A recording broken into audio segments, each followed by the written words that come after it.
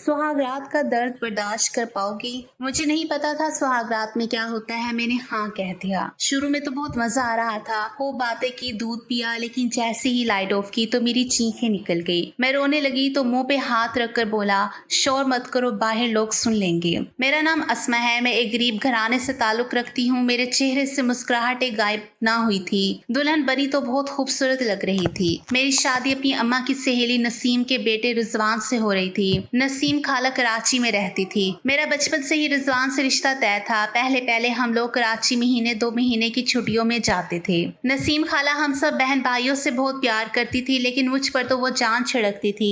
बचपन से कह रही थी कि मैं रिजवान की मंगेतर हूँ, इसलिए उम्र के साथ साथ मेरी रिजवान से मोहब्बत परवान चढ़ने लगी। कई सालों से मैं मुल्तान से कराची नहीं गई थी। कॉलेज के बाद यूनिवर्सिटी और पढ़ाई के सिलसिले में फुर्सत नहीं मिलती थी। हाँ, मेरी अम्मी 1 साल बाद कराची का चक्कर लगा लेती थी, लेकिन चंद दिन बाद वापस लौट आती थी। वो रिजवान की बहुत तारीफ करती थी, कहती थी कि वो अपने दोनों भाइयों से ज्यादा खूबसूरत और खामोश तबीयत का लड़का है, बहुत समझदार है। उसकी तारीफें सुनकर मेरे दिल में उसकी मोहब्बत भर गई थी। इस बार खाला ने फोन किया तो कहने लगी, मेरी अमानत अब मुझे दे दो। अस्मा रिजवान की अमानत है। मेरे माँ बाप को क्या इतराज होना था। मैं घर में सबसे बड़ी थी। मुझसे छोटा भाई था जो अबू की दुकान संभालता था। अबू मुझसे छोटी 2 बहनें थी जो स्कूल में पढ़ती थी। हमारा ताल्लुक गरीब घराने से था। अम्मी ने मुश्किल से मेरा जहेज बनाया था। शादी की बात सुनकर अब्बू कुछ घबराए, कहने लगे चंद ही महीनों में शादी की तारीख रख दी। इस महंगाई में बेटी को रुखसत करना बाप के लिए बड़ी आजमाइश है। तुम जानती हो वो लोग खाते पीते घराने के हैं, उनका मेल जोल भी ज्यादा है। दोनों बेटे इंतजार में हैं कि रिजवान की शादी हो तो वो अलग हो जाए। जाहिर है जहेज में हर चीज देनी पड़ेगी। अम्मी कहने लगी, आप फिक्र क्यों करते हैं, मेरा जो जेवर है उसे बेच दें, रिजवान अपनी मर्जी का फर्नीचर ले लेगा। आखिर बच्चों ने ही इस्तेमाल करना है। मुल्तान से कराची ले जाते हुए फर्नीचर रास्ते में टूट जाएगा तो नुकसान होगा, और मैंने कुछ बनाया हुआ भी है, आप फिक्र ना करो, सब हो जाएगा। अम्मी ने हमेशा अबू का साथ दिया था। मैं सोच रही थी कि काश रिजवान जहेज लेने से इनकार कर देता। खैर, शादी का दिन आ पहुंचा। मैं बहुत खुश थी।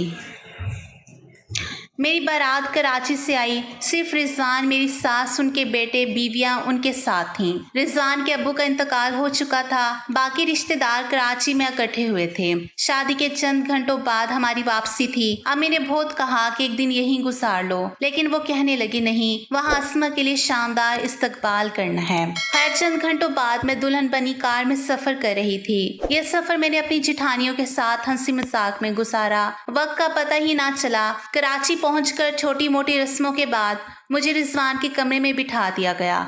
कमरा बहुत बड़ा था। मेरा फर्नीचर भी बहुत खूबसूरत था। कमरा फूलों से महक रहा था। रिजवान कमरे में दाखिल हुआ तो मेरे दिल की धड़कन तेज हो गई। अब तक अम्मी से रिजवान की इतनी तारीफें सुनी थी कि मुझे लगा था वो बहुत खूबसूरत और हैंडसम लड़का होगा, हजारों में एक होगा।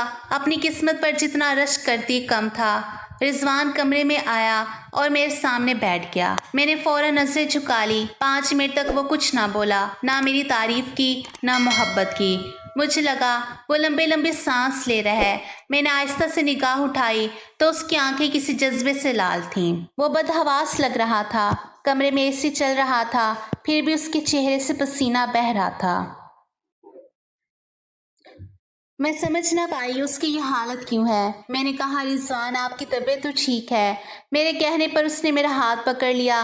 कहने लगा, क्या तुम मुझसे मोहब्बत करती हो? उसके सवाल पर मैं शर्मा गई। मैंने आहिस्ता से हाँ में सर हिलाया, कहा, हाँ, मोहब्बत करती हूँ, इसलिए आज तुम्हारी बीवी बनकर तुम्हारे सामने बैठी हूँ। मेरा ये कहना था कि उसने मेरा हाथ जोर से दबोच लिया, इतनी जोर से कि मैं चीख उठी। मैं समझ नहीं पाई वो क्या कर रहा है। मैंने कहा, मुझे दर्द हो रहा है। रिजवान, मेरा हाथ छोड़ो, मुझे तकलीफ हो रही है। लगता था वो अपने होश हवास में नहीं था। कहने लगा, मोहब्बत का दूसरा नाम दर्द है, तकलीफ है, परेशानी है। तुम्हें मेरी मोहब्बत चाहिए तो दर्द सहना पड़ेगा, मेरे जुनून को अपने बदन पर बर्दाश्त करना पड़ेगा। मोहब्बत यही होती है। मैं सोच भी नहीं सकती थी कि मेरी शादी की रात ऐसे गुजरेगी। اس نے مجھے ہر وہ تکلیف دی جو نہ دی جاتی، ہر تکلیف کو وہ محبت کا نام دیتا تھا۔ اس نے میرے ہاتھ کی شیشے کی چوڑیاں دبوچ کر توڑ دی، کئی چوڑیاں میری کلائی میں گھس گئی۔ شادی کے نام پر رات بڑی تکلیف میں گزاری۔ اس نے میرے بازو پر جلتا ہوا سگریٹ لگایا، جب چینکتی تو میرے منہ پر ہاتھ رکھ دیتا، کہتا تمہاری آواز باہر نہ جائے، کسی کو نہ پتا چلنا چاہیے کہ ہمارے درمیان محبت ہو رہی ہے، میاں بیوی کا پردہ ہوتا ہے، میری محبت سہنے کی عادت ڈالو کیونکہ میری محبت ایسی ہی ہے۔ اس نے مجھے محبت کا جو مطلب سمجھایا، اس سے مجھے لفظ محبت سے نفرت ہو گئی۔ صبح تک میں اپنی اجڑی حالت پر روتی رہی۔ وہ سو رہا تھا، پورے بستر پر میری چوڑیاں بکھری پڑی تھی۔ میری زندگی کی طرح شادی کی یہ رات ہر لڑکی کے لیے یادگار ہوتی ہے۔ میاں بیوی مل کر اسے خوبصورت بناتے ہیں تاکہ یہ رات ساری زندگی یاد رہے، لیکن میں نے اتنی تکلیف برداشت کی کہ اب سسکیاں نہ روک پائی۔ کچھ دیر بعد کمرے کے دروازے پر دستک ہوئی۔ اپنی بکھری حالت میں دروازہ نہ کھول سکی کیونکہ اس نے میرے کپڑوں کو بھی بے دردی سے پھاڑ دیا تھا۔ وہ انسان ہی بھوکا بیڑیا لگتا تھا۔ اس نے رات کو مجھے کپڑے بدلنے کا موقع تک نہ دیا۔ میں ویسے ہی بیٹھی تھی کہ وہ ٹوٹ پڑا، اپنا جنون میرے بدن پر نکالا۔ میں نے الماری سے کپڑے نکالے اور واش روم میں چلی گئی۔ نہا کر واپس آئی تو دروازہ کھلا تھا۔ میری ساس اور جٹھانی انتظار میں بیٹھی تھی کیونکہ رضوان دروازہ کھول کر دوبارہ سو چکا تھا۔ میرے چہرے پر ناخنوں کی نشان دیکھ کر تینوں کی رنگت سفید ہو گئی۔ ساس میرے پاس آئی، کہنے لگی اسما یہ سب کیا ہے؟ میں نے کہا محبت، آپ کے بیٹے نے رات بھر یہی محبت دی ہے، یہ کہہ کر رو پڑی۔ ساس نے مجھے گلے لگایا، پھر جٹھانی سے کہا کیا تم نے رضوان کو دوائی وقت پر نہیں دی؟ یہ سن کر میں حیران ہوئی، کس چیز کی دوائی؟ وہ بولی امی جی میں نے دوائی دی تھی، رضوان کے ہاتھ پر رکھی، کہا بھی تھا کہ میرے سامنے کھاؤ، لیکن آپ جانتی ہے اسے کتنی جلدی ہوتی ہے، کہہ رہا تھا آپ جاؤ میں کھا لوں گا۔ میری ساس بولی تمہیں کتنی بار کہا ہے کہ پاس کھڑی رہو جب تک وہ دوائی نہ کھا لے، اس وقت تک کمرے سے نہ نکلو۔ وہ بولی ہم نے بہت سنبھال لیا رضوان اور اس کی ذمہ داریوں کو، اب اس کی بیوی آ گئی ہے، یہ اس کی ذمہ داری ہے۔ میری ساس مجھے اپنے کمرے میں لے گئی، ناشتہ کروایا، کہنے لگی رضوان کو ذرا سا ذہنی مسئلہ ہے، لیکن ڈاکٹر نے کہا ہے جلد ٹھیک ہو جائے گا۔ میں نے کہا ذہنی مسئلہ آپ نے ہمیں پہلے کیوں نہیں بتایا؟ میری بات پر وہ غصے سے دیکھنے لگی، بولی اس کا کیا مطلب ہے کہ پہلے نہیں بتایا؟ میرا بیٹا کوئی پاگل تو نہیں، بس ذرا سا ذہنی دباؤ کا شکار ہے، غصہ کچھ تیز ہے، اپنی مرضی کے خلاف بات برداشت نہیں کرتا، اس میں کوئی برائی نہیں۔ ڈاکٹر نے کہا تھا شادی کر دو تو ٹھیک ہو جائے گا۔ میں نے کہا لیکن میں نے رات کو اس سے کوئی ایسی بات نہیں کی جو اسے بری لگتی، پھر بھی اس نے میرا یہ حال کیا، میں اب اس کے سامنے نہیں جاؤں گی، بلکہ یہاں رہنا ہی نہیں چاہتی۔ وہ بولی رات اس نے دوائی ٹھیک سے نہیں کھائی تھی، ورنہ تمہارے ساتھ ایسا نہ کرتا۔ میں نے کہا جو بھی ہو اب میں اس کے ساتھ نہیں رہوں گی، اگر اس سے کوئی مسئلہ تھا تو آپ کو پہلے علاج کروانا چاہیے تھا۔ وہ بولی پھر وہی مرغی کی ایک ٹانگ، کہہ رہی ہوں اس کی بیماری کا حل شادی تھی، اس لیے کر دی، تمہاری محبت پائے گا تو ٹھیک ہو جائے گا۔ میرا بیٹا پاگل تو نہیں؟ میں نے کہا آپ کو بتاؤں آپ کا بیٹا کیا ہے؟ میں نے اپنے بازو پر سگریٹ کا زخم دکھایا، وہ دیکھ کر چونک گئی، پھر نظر چرانے لگی۔ میں نے کہا یہ اس کی محبت ہے، کہتا ہے میری محبت ایسی ہی ہے، میں نے ایسی محبت سے ہی۔ رات بھر میری ساس نظریں چراتے ہوئے بولی ٹھیک ہو جائے گا، ذرا صبر سے کام لو۔ کہنے لگی تمہارے باپ نے کتنی مشکل سے تمہاری شادی کے لیے لاکھوں کا جہیز بنایا، اگر تم نے چھوٹی سی بات پر طلاق لے لیا اور چلی گئی تو تمہارے باپ کی کتنی بدنامی ہوگی۔ تمہاری بہنیں بھی ہیں، صبر کرو تو رضوان ٹھیک ہو جائے گا۔ ڈاکٹر کا کہنا ہے کہ اس کا علاج شادی ہے۔ میں چپ ہو گئی، شادی تو ابو نے قرض لے کر کی تھی، کوئی کمی نہیں چھوڑی تھی، ابو کی کمر جھک گئی تھی۔ میں نے سوچا ساس کی بات غلط بھی نہیں، مجھے صبر کرنا چاہیے۔ کئی دن تک رضوان نے مجھے چھوا تک نہیں کیونکہ میں خود بہت گھبرائی ہوئی تھی۔ اس کے منہ سے نکلا ایک لفظ میرے لیے حکم تھا، وہ کہتا دن کو رات تو میں رات کہہ دیتی کیونکہ میری ساس کے نزدیک یہی اس کا علاج تھا۔ ایک دن وہ بولا میرے لیے میٹھی سوئیاں بناؤ، کھانے میں مرچیں نہ ڈالنا۔ میں کچن میں آ گئی، لنچ بنا کر جب کمرے میں گئی تو وہ سو چکا تھا۔ میں نے اس کا لنچ ڈھانپ دیا، کھانا بنانے لگی کیونکہ ساس نے بتایا تھا کہ اس کے کھانے میں مرچیں نہیں ڈالنی۔ میں نے پھیکا کھانا بنایا، ابھی کھانا بنا کر فارغ ہوئی تھی کہ کمرے سے چیخنے چلانے کی آوازیں آنے لگی۔ میں بھاگتی ہوئی کمرے میں گئی تو ساس کمرے میں تھی۔ رضوان کہہ رہا تھا اس سے کہو کہ آج کے بعد میرا کھانا نہ بنائے۔ میں نے کہا مجھے میٹھی سوئیاں بناؤ، اس نے مرچیں ڈال دی۔ میں نے کہا میں مرچیں کیوں ڈالوں گی؟ وہ بولا اس لیے کہ میں کبھی ٹھیک نہ ہو سکوں۔ اماں یہ میری دشمن ہے، مجھ سے دشمنی نکال رہی ہے۔ मैं हैरान व परेशान खड़ी थी। मेरी सास मुझे घूरने लगी। बोली, शर्म नहीं आती? मैं तुम्हारा कितना साथ दे रही हूँ और तुम मेरे बेटे की दुश्मन बनी हो। मैंने कहा, अम्मी जी आप खा कर देखें, मैंने इसमें चीनी डाली थी। रिजवान बोला, हाँ खा कर देख लो कितनी मिर्चें हैं। जब उसने सवैयां खाई तो बोली, इसमें तो मिर्चें हैं, क्या चाहती हो तुम? मेरे बेटे को मारना चाहती हो? मैं परेशान थी। कहा, मैंने मिर्चें नहीं डाली। वो बोली, फिर किसने डाली? तुम ही रख कर गई थी। मेरी सास ने मुझे डांटा। रिजवान मेरे हर काम में कीड़े निकालने लगा, लेकिन मुझे समझ न आया मिर्चें किसने डाली, क्योंकि मैंने तो नहीं डाली थी। जल्द ही पता चला कि मिर्चें रिजवान ने खुद डाली थी। खैर 1 महीने में ही मैं सूकर कांटा हो गई, क्योंकि रिजवान जो कुछ करता मुझसे बर्दाश्त न होता।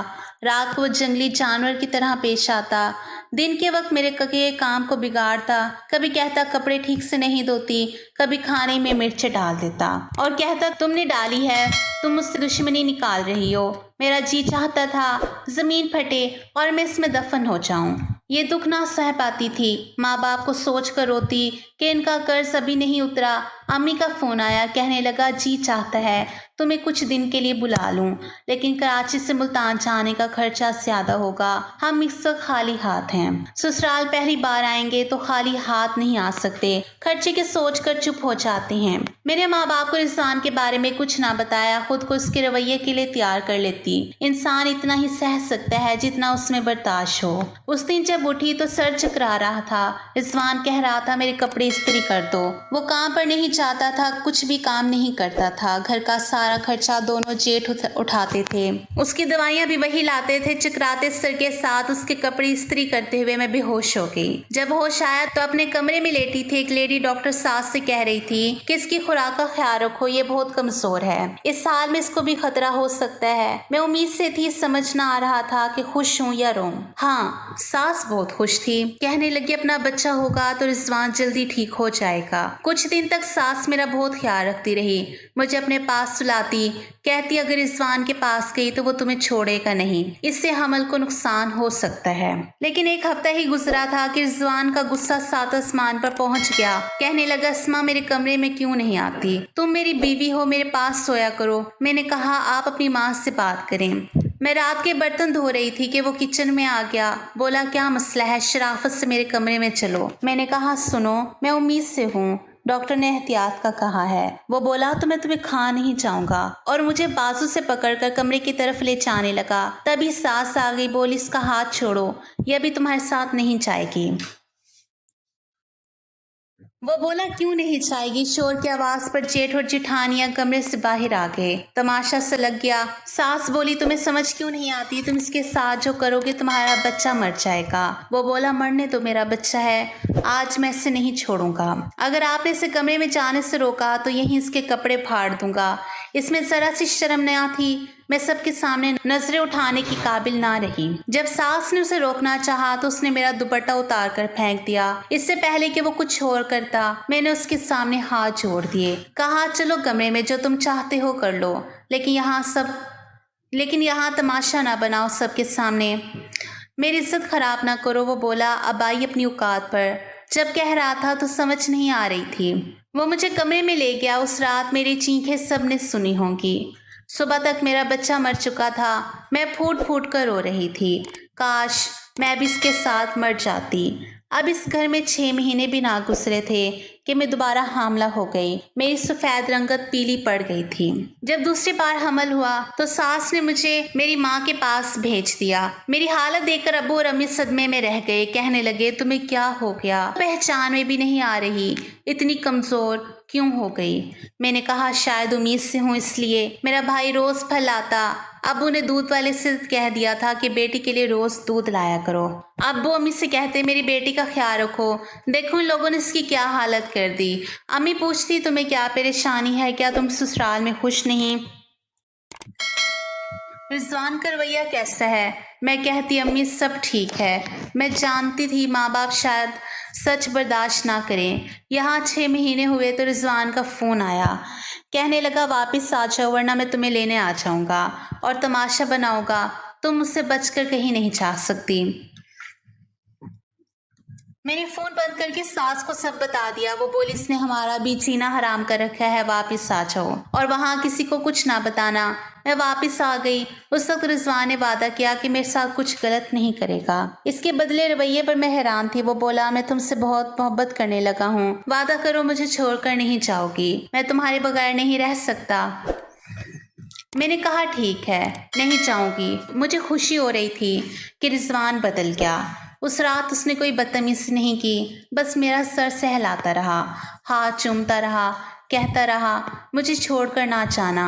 2 مہینے تک اس نے مجھے کچھ نہ کہا۔ جب اسے پتا چلا کہ میں بیٹے کو جنم دینے والی ہوں تو وہ بہت خوش ہوا۔ کہنے لگا اسماء میرے گھر بیٹا آنے والا ہے، میں بہت خوش ہوں، میں باپ بنوں گا۔ یہ کہہ کر اس نے مجھے گود میں اٹھا لیا۔ رضوان بات سنو، مجھے ڈر لگ رہا ہے، نیچے اتارو۔ وہ بولا تم نہیں جانتی تم نے مجھے کتنی بڑی خوشی دی ہے۔ لیکن اسی وقت اس کے چہرے کے تاثرات بدلنے لگے، اس کی سانس پھولنے لگی۔ اس نے مجھے جلدی سے نیچے اتار دیا۔ کہنے لگا نہیں، میرے گھر بیٹا نہیں ہو سکتا۔ میں حیران رہ گئی کہ ابھی تو خوش تھا اور ابھی کیا ہو گیا؟ وہ بدحواس ہو گیا۔ کہنے لگا میرا بیٹا ہوگا تو اس کے ساتھ وہی ہوگا جو میرے ساتھ ہوا، وہ بھی میری طرح ہو جائے گا، میرا بیٹا میری طرح ہو۔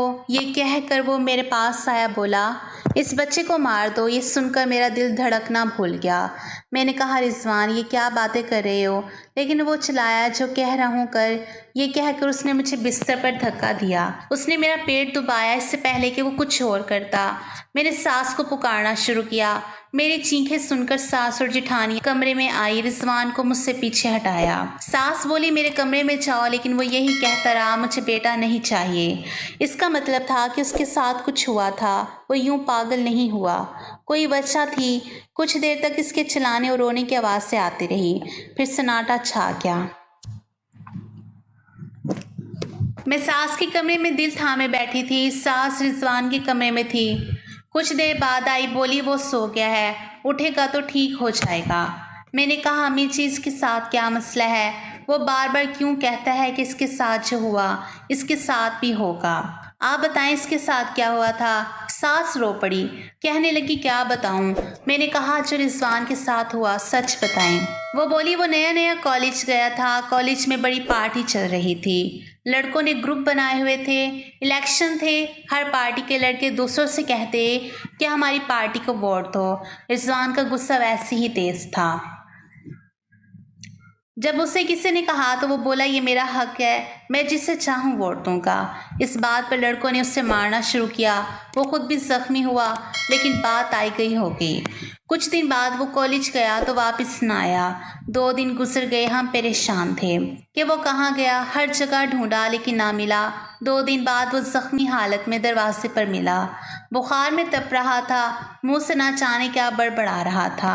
ہم اسے ہسپتال لے گئے، اس کے دماغ پر بڑا صدمہ تھا، وہ ہر چیز سے ڈرتا تھا، اپنے بھائی اور باپ کو دیکھ کر چیخنے لگتا تھا۔ ہم سمجھ نہ پائے اس کے ساتھ کیا ہوا۔ جب دماغی ڈاکٹر کے پاس لے کے گئے تو پتہ چلا کہ اس کے ساتھ کتنا ظلم ہوا۔ ساس چپ ہو گئی۔ میں نے کہا بتائیں کیا ہوا تھا؟ وہ روتے ہوئے بولی جن لڑکوں سے اس کی لڑائی ہوئی انہوں نے کالج کے کمرے میں لے جا کر اس کے ساتھ ظلم کیا، 2 دن تک اسے اپنی ہوس کا نشانہ بنایا۔ میرا بیٹا 4th ایئر میں تھا، اس کی عمر زیادہ نہ تھی، اس کا دھیان ان باتوں کی طرف نہ تھا۔ اس ظلم نے اس کے دماغ پر اثر کیا۔ اس کا بھائی اگر اس کا ہاتھ پکڑتا تو وہ سمجھتا کہ وہ بھی اس کے ساتھ ہوس پوری کرنا چاہتا ہے۔ وہ لڑکی کی طرح ڈرتا تھا۔ ہم اس کا علاج کروا کر تھک گئے، بہت کوشش کی کہ پڑھائی جاری رکھے، لیکن وہ کتاب کو ہاتھ نہ لگاتا، کالج کا نام سن کر روتا تھا۔ اس کے ابو سے دکان پر لے جاتے، لیکن وہاں بھی وہی حال تھا۔ ہر لڑکی کو دیکھ کر سمجھتا کہ وہ اس پر ظلم کرنا چاہتا ہے اور دکان پر چیخنے لگتا اور ابو کے پیچھے چھپ جاتا، اس لیے گھر پر لگا ہم اس کا علاج ڈاکٹر سے کروا رہے ہیں۔ ڈاکٹر کہتے تھے کہ شادی ہو جائے تو ٹھیک ہو جائے گا۔ میں نے کہا امی جی کتنے سالوں سے اس بیماری میں ہے، آپ نے ہمیں بتانے کی کوشش نہیں کی۔ ساس بولی میں کیوں بتاتی، میرے بیٹے میں کوئی عیب تو نہیں، اس کی کوئی غلطی نہ تھی۔ میں نے کہا لیکن پھر بھی۔ وہ بولی بس میرے بیٹے کو الزام نہ دو، تمہاری محبت اور توجہ سے وہ ٹھیک ہو جائے گا۔ میں سوچ رہی تھی کہ اسے کون سی محبت چاہیے، وہ میری سنتا ہی نہیں تھا۔ अब मैं समझ गई थी कि इसके जुनून और दर्द देने की वजह क्या है। उसने मर्दों से दर्द सहा था, इसका बदला वो मेरे बदन को नोच कर लेता था। खैर उसके साथ सब खुश थे सिवाय रिजवान के। उसकी हालत अजीब थी। कहता ये बड़ा होकर मेरी तरह हो जाएगा, इसकी शक्ल भी मेरी तरह है, नसीब भी मेरी तरह होगा, मैं इसको अभी गला घोट कर मार दूंगा। बड़ी मुश्किल से जेठ ने इसे पीछे किया। मेरी आंखों से आंसू बह रहे थे। मैंने अपने बच्चे को सीने से लगा लिया। रिजवान का जुनून ठीक होने के बजाय बढ़ता जा रहा था। एक हफ्ते तक इसे अलग कमरे में बंद किया, लेकिन वो मुझे ही पुकारता रहता। कहता मेरी अस्मा को मेरे पास लाओ। मैं ऐसे कुछ ना कहूँगा, मैं अपनी बीवी से मोहब्बत करता हूँ। वो दरवाज़ा ज़ोर से पीटता, दरवाज़ा खोलो, मुझे इसके पास जाना है। मैं इस कमरे में घुट घुट कर मरना नहीं चाहता। मुझे इसकी हालत पर तरस आता था। हफ्ते बाद मैं खुद उसके कमरे में खाना लेकर गई, वरना जेठ ही ले जाते थे। वो हर चीज़ तोड़ देता था। कहता अस्मा को बुलाओ, मुझे इससे बातें करनी है। जब तक इसे ना देखूंगा खाना नहीं खाऊंगा। जब मैं खाना बनाकर लेकर गई, उसकी हालत देखकर मेरे आंसू बहने लगे। जेठ ने उसे कुर्सी पर बांध रखा था, क्योंकि जब वो बेकाबू होता तो अपने भाइयों को भी मारता था। वो मुश्किल से उसे संभालते थे। इसकी रंगत पीली पड़ गई थी, रोकर आंखें लाल थी। मुझे देखकर उसके चेहरे पर मुस्कुराहट फैल गई। कहने लगा आ गया तुम्हें मेरा ख्याल, क्या तुम्हें मुझ पर तरस नहीं आता? मैं तुमसे मोहब्बत करता हूँ, इधर आओ। मैं डरते डरते उसके पास गई, हाथों से रोटी का नवाला बनाया, उसके मुंह के करीब ले गई। मैंने उसकी आंखों से बहते आंसू साफ किए, उसके बिखरे बाल ठीक किए। वो बोला खुदा के लिए मेरी रस्सियां खोल दो, मैं तुम्हें कुछ ना कहूँगा, तुम मेरी बीवी हो। मैंने उसकी रस्सियां खोल दिया। आजाद होते ही उसने मुझे अपनी बाहों में समेट लिया, सीने से लगाकर जोर से भींचा, इतना जोर से कि मैं सांस ना ले पाई। कहने लगा मेरा बस चले तो तुम्हें अपने अंदर समेट लूं, इतनी मोहब्बत करता हूँ फिर भी तुम मुझसे दूर भागती हो। उसने मेरे चेहरे को हाथों से भर लिया। कहा तुम मुझे छोड़कर तो नहीं जाओगी। मेरे नाम में सर हिलाया। कहा मैं कहाँ जा सकती हूँ। फिर वो अपना मुंह मेरी गर्दन के पास ले गया। इसके बाद मेरी चीख इतनी तेज थी कि सारे ससुराल वाले इकट्ठे हो गए। इस बार उसने मेरी गर्दन पर इतनी जोर से काटा कि खून निकलने लगा। इस पर जुनून इस कदर बढ़ गया कि सबके छुड़ाने पर भी वो मुझे ना छोड़ रहा था। कहता जाओ, मुझे अपना पागलपन इस लड़की पर ही उतारना है। ये मेरी बीवी है, मुझसे दूर रखोगे तो जब मुझे मौका मिलेगा इसे अपने जुनून का निशाना बनाऊंगा। जेठ ने इसके हाथ पर टीका लगा दिया, शायद नींद का इंजेक्शन था। कुछ देर में वो बेहोश हो गया। जेठ ने मुझे डांटा कि तुमने इसकी रस्सियां क्यों खोल दी। मैं दोबारा रिजवान के कमरे में ना गई, लेकिन एक रात मेरे कमरे पर दस्तक हुई। मैं हैरान थी कि सब कौन हो सकता है। दरवाज़ा खोला तो रिजवान था। न जाने वो कैसे अपने कमरे से निकल आया। उसने मेरे बिस्तर पर मेरे बेटे को देखा। कहने लगा ये अभी तक जिंदा है, तुमने इसे नहीं मारा, तुम जानती हो ये मेरा बेटा है, मेरी तरह निकलेगा। मैंने कहा रिजवान जाओ यहाँ से, तुम क्या करने आए हो। लेकिन मेरी जान निकली जब उसने मेरे बेटे का गला दबाना शुरू किया। मैं चीखने लगी, से पीछे करने लगी, लेकिन जब तक सब कमरे में आए मेरा बेटा मर चुका था। मैं चीख रही थी ये कातिल है, इंसान नहीं, खुदा के लिए इसे पागल खाने छोड़ दो। इसने मेरी ज़िंदगी बर्बाद कर दी, इसने मेरा बच्चा मार दिया। लेकिन सास कहने लगी मेरा बेटा पागल नहीं, बस ज़हनी दबाव है। कोई पुलिस स्टेशन नहीं जाएगा, कोई इसके खिलाफ रिपोर्ट नहीं करेगा, बस यही कहा जाएगा कि बच्चा खुद मर गया। मैंने अपने बेटे को सीने से लगाए रखा। अगले ही लम्हे लगा जैसे मेरा बेटा सांस ले रहा है। मैं पागल सी हो गई, चीख चीख कर सबको बताया मेरा बेटा जिंदा है, जल्दी अस्पताल चलो। हम सब इसे अस्पताल लेकर भागे। जैसे तैसे इसकी जान बच गई, लेकिन रिजवान को नहीं बताया कि तुम्हारा बेटा जिंदा है। मेरे पास कोई चारा ना था, या तो रिजवान से तलाक लेकर चली जाती या इसे किसी तरह ठीक करती। मैंने एक तरीका सोचा। एक बेजान गुड़िया को सफ़ेद कफन में लपेट कर रिजवान के हाथ में दिया। कहा ये लो, तुम्हारा बेटा मर चुका है, जाओ इसे दफन कर लो, दफन कर दो। आज तुम्हारे अंदर का जानवर सुकून पालेगा कि तुमने अपने बेटे को मार दिया। कफन पे लिपटी गुड़िया को देकर रिजवान के हाथ कुछ देर कपकपाए। मैंने कहा जाओ रिजवान, ये किस्सा ख़त्म करो, मेरे साथ भी वही करो जो अपने बेटे के साथ किया। मुझे भी ख़त्म कर दो। मेरे जेठ इस काम में शामिल थे। वो रिजवान को लेकर बच्चे को दफनाने चले गए। जब जेठ ने मिट्टी खोदी और गुड़िया को रखा तो रिजवान चीखने लगा, ज़ोर ज़ोर से रो रहा था। मेरा बेटा नहीं मर सकता, मेरा खून है, ये कैसे हो सकता है।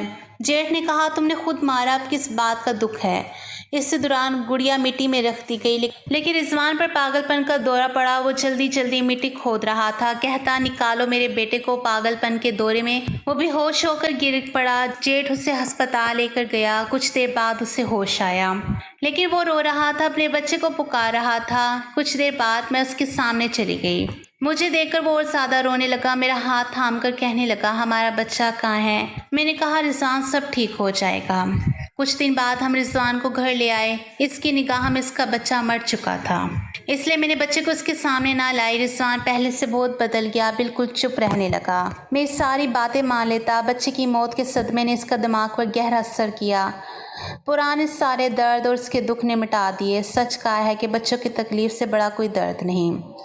शायद इसके बच्चे की मौत का दुख इसके सारे दर्दों पर भारी था। वह हर वक्त अपने बच्चे को याद करके रोता। सास मेरे बच्चे का ख्याल रखती थी। एक दिन जब बच्चा रोया तो उसकी आवाज़ रिजवान के कानों में पड़ी। वो उठकर बैठ गया, कहने लगा, देखो मेरा बच्चा रो रहा है। मैंने कहा, ये तुम्हारा बच्चा नहीं है, याद है तुमने उसके साथ क्या किया? वो अपने हाथों को देखने लगा, जोर जोर से बिस्तर पर मारने लगा, कहने लगा, मुझे भी मर जाना चाहिए। अगले ही लम्हे बच्चे के रोने की आवाज़ दोबारा ही उसके कानों में पड़ी। इस बार वो खुद को नहीं रोक सका। आवाज़ सुनकर सास के कमरे में पहुंच गया। सास बच्चे को गोद में लेकर चुप करवाने की कोशिश कर रही थी। जब उसने अपने बच्चे को देखा तो दीवाना सा हो गया। जेठ और जेठानियां भी कमरे में आ गए। हम सब डरे सहमे खड़े थे कि कहीं वो बच्चे को नुकसान ना पहुंचा दे। लेकिन रिजवान ने बच्चे को गोद में लेकर बेहताशा चूमना शुरू किया, सीने से लगाया, कहने लगा, मुझे पता था मेरा बच्चा नहीं मर सकता। वो रो रहा था। अब इसे छुपाना बेकार था कि बच्चा मर चुका है। मैं बच्चे को लेकर अपने कमरे में ही रहने लगी थी, लेकिन मुझे डर था कि कहीं रिजवान बच्चे को फिर से नुकसान ना पहुंचा दे। लेकिन अब वो बच्चे को कोई नुकसान ना पहुंचाता। हर वक्त उसे गोद में लेकर चूमता, प्यार करता, मुझसे भी बहुत मोहब्बत और प्यार से पेश आता। बच्चे की मोहब्बत ने रिजवान को बदल कर रख दिया। आज मेरा बेटा 2 साल का हो चुका है। रिजवान अपने पुराने दुख भूल गया। अपने बच्चे की परवरिश पूरे दिल से वो अपने बच्चे की परवरिश में पूरे दिल से लग गया। मेरा भी बहुत ख्याल रखता है। दोस्तों, ये एक सच्चा वाकया था जो मैंने आपको सुनाया, लेकिन एक सवाल भी है कि इस तरह के ज़हनी मरीजों का इलाज सिर्फ शादी है। अस्मा की किस्मत कि वो बच गया और रिजवान भी ठीक हो गया, लेकिन बहुत से केस में ऐसे मरीज होते हैं। ऐसी सूरत में लड़की की ज़िंदगी बर्बाद हो जाती है। आपसे बस एक सवाल है कि क्या ऐसे लोगों की शादी करनी चाहिए? क्या शादी के बाद ऐसे लोग ठीक हो जाते हैं? जब माँ बाप अपने बिगड़े हुए बेटों को ना सुधार सके तो क्या उन्हें किसी और की ज़िंदगी में शामिल कर देना चाहिए, ये सोचकर कि शादी से ठीक हो जाएगा? खुदा के लिए दूसरों की बेटियों के साथ ये घिनौना खेल बंद करो। अपने बेटों की अच्छी परवरिश करो ताकि आने वाली नस्लें दुआएं दे, बद्दुआएं ना दें। जैसे लड़की की परवरिश अहम है, वैसे ही लड़कों की परवरिश भी अहम है, क्योंकि उन्हें भी किसी के बेटे के साथ ज़िंदगी गुजारनी होती है। इसलिए पराई बेटी पर जुल्म ना करो। अपने बेटे को सुधारने की कोशिश करो। किसी बेटी से उसकी शादी ना करो।